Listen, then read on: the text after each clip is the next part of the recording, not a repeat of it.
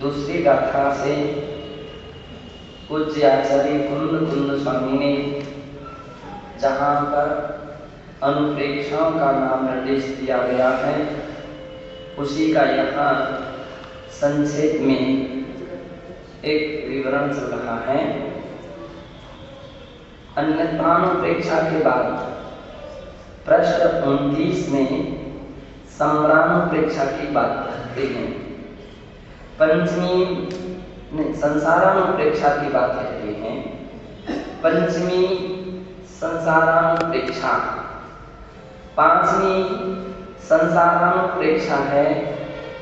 तत्र संसार स्वभावस्य चिंतनम भवति, वहाँ संसार के स्वभाव का चिंतन होता है। कीदृशा संसारः कीदृशस्य तत्स्वभावः, संसार किस प्रकार से होता है, कैसा उसका स्वभाव है, ऐसा प्रश्न होने पर कहते हैं भवांतरे संसरणमेव संसारः। एक भव से दूसरे भव में जो संसरण अर्थात विचरण करना, गमन करना है, उसको ही संसार कहते हैं। तत्र कर्मानुरूपा विविधा गतयः, और उसमें कर्म के अनुरूप जीव की विभिन्न प्रकार की गति होती है। विचित्राति विचित्राणि जीव पर्याय परिवर्तनानि भवांतरेषु दृश्यन्ते। विचित्राति विचित्राणि, विचित्र और अति विचित्र जीव की पर्याय परिवर्तनानि, जीव की पर्याय परिवर्तन होती हैं, जिनमें भवांतरेषु दृश्यन्ते, विभिन्न प्रकार के अन्य भवों में भी यह सारी अवस्था देखी जाती है। यथा एक एव आत्मा पिता भूत्वा स्वापुत्रस्यापि पुत्रो भवति, जैसे एक ही आत्मा पिता होकर के अपना ही पुत्र हो जाता है। पुत्रस्यापि पुत्रो भवति, अपने पुत्र का भी पुत्र हो जाता है। एकस्मिन् भवे या भार्या सा अन्यस्मिन् भवे भगिनी प्रीता से संभवति। और एक भाव में जो स्त्री थी, पत्नी थी, वह अन्यस्मिन् भवे अन्य दूसरे भावों में भगिनी अर्थात बहन और दुहिता बेटी की हो जाती है। संभवती, ऐसा संभव हो जाता है। किमन्यत् स्वयं मृत्वा सस्य पुत्रो भवति।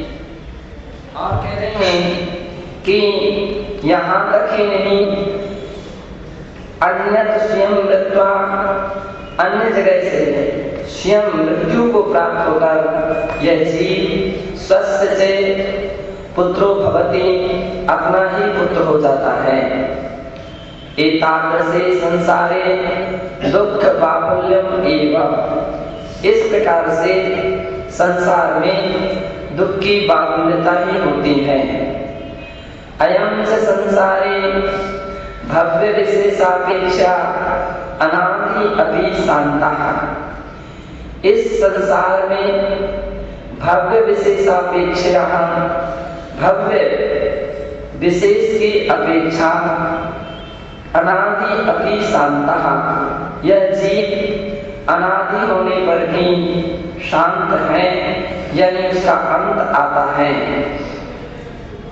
अभव्यापेक्षा तो अनादि निधना, और अभव्य की अपेक्षा यह संसार अनादि निधन है, अर्थात ना उसका आरंभ है और ना उसका अंत है।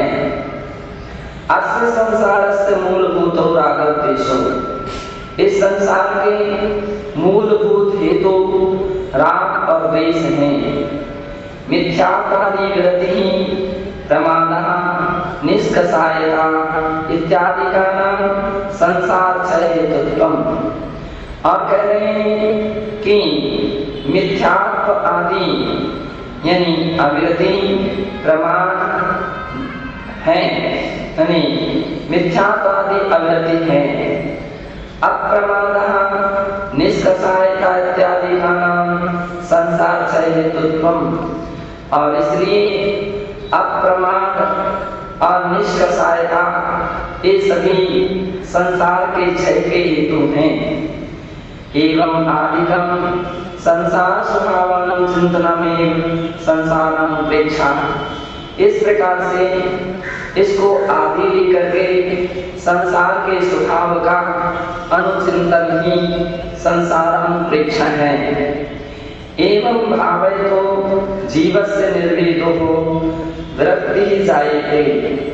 इस प्रकार से भाता हुआ जीव के लिए निर्वेद अर्थात वृत्ति उत्पन्न होती है। संसार क्षयाय च उत्साहो प्रमादो वा वर्धते। संसार क्षय के लिए फिर उसका उत्साह और अप्रमाद की वृद्धि होती है। लोक संसार स्वरूपादि चिंतन रूपा षष्ठी लोकानुप्रेक्षा भवति। और लोक के संस्थान और उनके स्वरूपादि का चिंतन रूप छठवीं लोकानुप्रेक्षा होती है। लोकस्य द्विधा, लोक दो प्रकार से होता है। निश्चय लोका व्यवहार लोकस्य। निश्चय लोक और व्यवहार लोक। स्वकीय शुद्ध परमात्मनि यदा लोकनाम सा निश्चय लोकः। अपने ही शुद्ध परमात्मा के विषय में जो अवलोकन करना है वह निश्चय लोक है। द्रव्य संग्रह ग्रंथ 35 की टीका में कहा है कि व्यवहार लोकस्तु बाह्यो विशिष्ट संस्थान युक्ता। व्यवहार लोक जो है वो बाहर में अनेक प्रकार के विशिष्ट संस्थान से युक्त है। अनंताकाश बहुमध्य देश स्थितो वा त्रयवेष्टितः। अनंत आकाश बहुमध्य देश में स्थित 3 प्रकार के बाहुल्यों से वेष्टित है। और असंख्यात प्रदेश, यह लोक असंख्यात प्रदेशी है। अस्मिन् एव लोके शुभाशुभ कर्म भी संसरणम शुद्धोपयोगेन च क्रमशः कर्म क्षये संसार बंधन मुक्तिरपि संभवति। और इसी लोक में शुभाशुभ कर्म के द्वारा संसरणम यह जीव भ्रमण करता है। और शुद्धोपयोगेन च, और शुद्धोपयोग के द्वारा क्रमशः कर्म क्षये संसार बंधन मुक्ति अभी संभवती।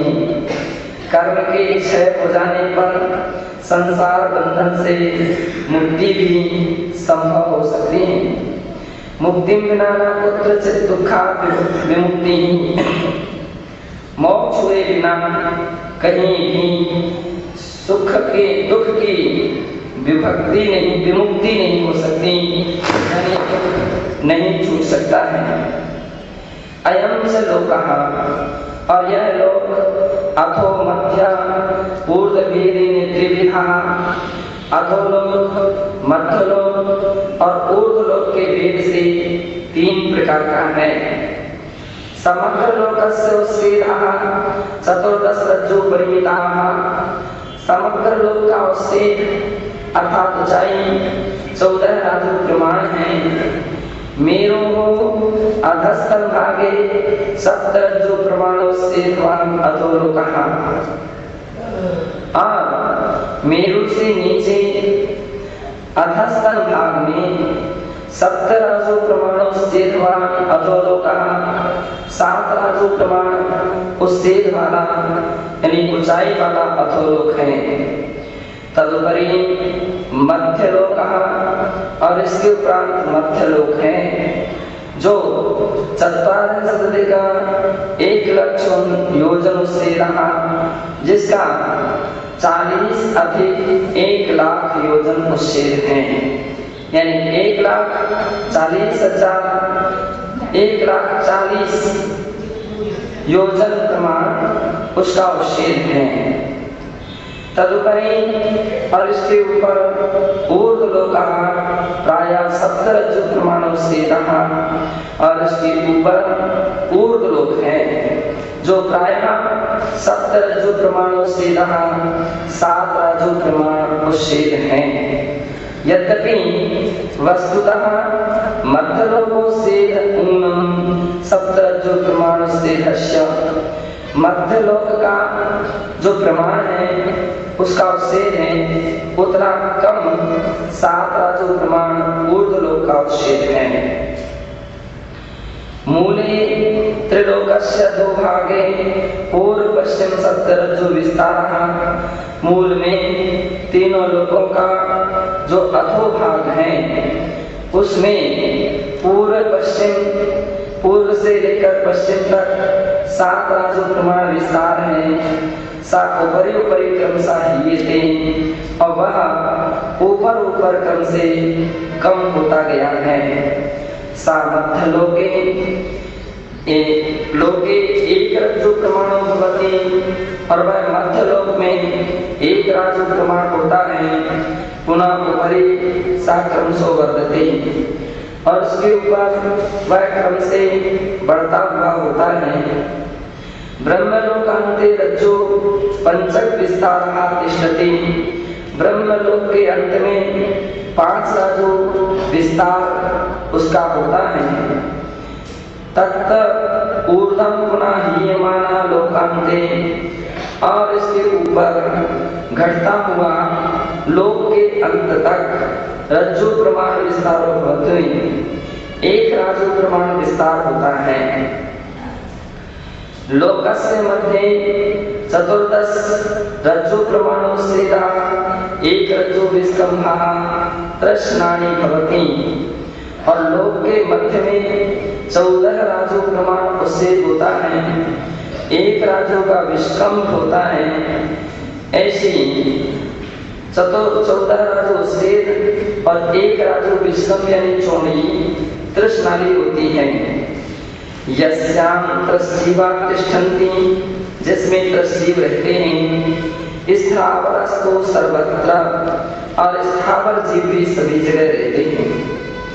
मेरु परिभागे स्वधर्म स्वर्गस्य ऋजु विमान तला आरभ्य ऊर्ध्वलोकः, और मेरु के ऊपर भाग में स्वधर्म स्वर्ग के ऋजु विमान तल से आरभ्य प्रारंभ करके ऊर्ध्वलोक होता है।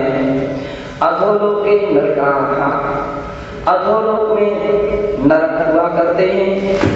मध्यलोके असंख्यात द्वीप समुद्रादयः, मध्यलोक में असंख्यात द्वीप समुद्र होते हैं।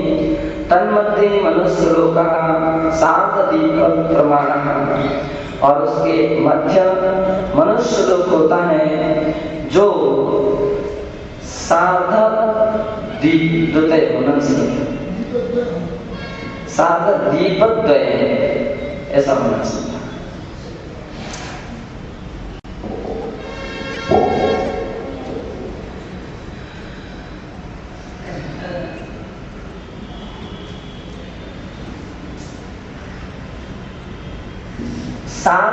द्वीप अर्थात आधा अधिक 2 यानी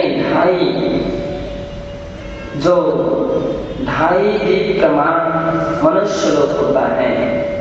मध्य लोके मनुष्य लोक होता है। मध्यलोके ऊर्ध्वं ज्योतिर्लोकः, मध्यलोक के ऊपर ज्योतिर्लोक होता है।